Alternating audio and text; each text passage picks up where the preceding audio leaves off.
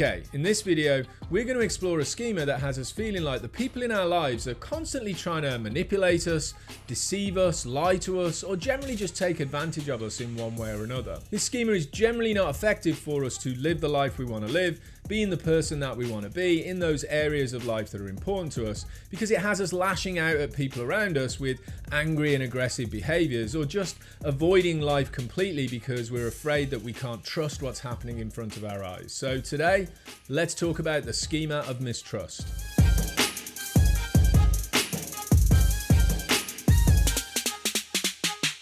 When the schema of mistrust is activated in our system, we basically become burdened with the belief that all of our relationships are pretty much painful experiences because we simply can't trust the other person, or we can't trust our own judgment about the other person. Our relationships, whether we're talking about friendships or intimate partnerships, become places where we just can't relax or be emotionally vulnerable in any way at all. Instead, they're a representation of dangerous and unpredictable experiences that activate a level of fear in our system that's overwhelming for us to deal with. When we're blended with this particular state of mind, we become rigidly attached to the belief that people will hurt us, betray us, and use us, and as a result, we have to stay on guard at all times. It becomes extremely hard for us to trust people, even the ones that we're closest to.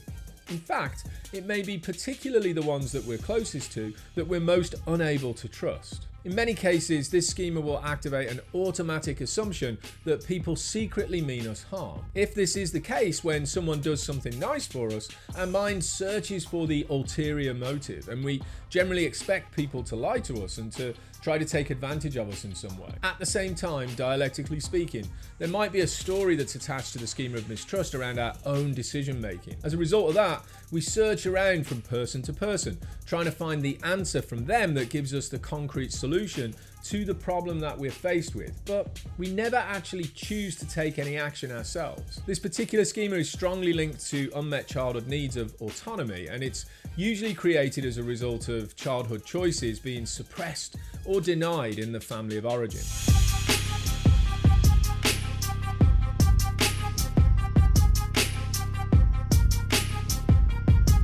The schema of mistrust for me was connected to a story of manipulation. In my past, I was looking for the hidden meaning behind the reason people did things. I found it hard to accept that someone had genuine intentions behind their actions, and it regularly left me sitting in a system that was filled with fear and anxiety. In relationships, I really struggled to relax, and I lacked the ability to express myself with any level of vulnerability. This was extremely problematic for me personally, as my vulnerable child was sitting in a space of loneliness, and the burden of this loneliness is lifted by making connection with others, which simply can't be made without some degree of vulnerability. I was constantly on my guard, never allowing myself to be truly seen, hiding my insecurities behind things like humor. This was always the way it went until I felt that it was safe for me to lower my guard, at which point my anxious, fearful attachment style would kick in, and I'd flood the other person with my thoughts and feelings. This usually pushed them away, which just confirmed my belief that I shouldn't have trusted them in the first place, solidifying the schema as a fact in my mind, and definitely nothing to do with some kind of fabricated story. Mistrust can often, but not always, be as a result of abuse too, which, for obvious reasons, brings out a part of our personality that sits in a space of hypervigilance. If this is you, then you are constantly on your guard and you spend your time assuming that other people mean you harm. This belief may be directed at the whole world or just one particular group of people, depending on your experiences and the filters that you've acquired along the way. It's also worth remembering that the schema of mistrust may not always be directed to the outside world. It's extremely common for people stepping into making changes, trying to live the life they want to live, to harbor feelings of mistrust for self, constantly second guessing the decisions that they make, confused about the direction that they should take, seeking the guidance from others for confirmation. If you fall into this particular category, the schema of mistrust may be coupled with a story of dependence. Either way, it's extremely common that we're left with parts of our personality that have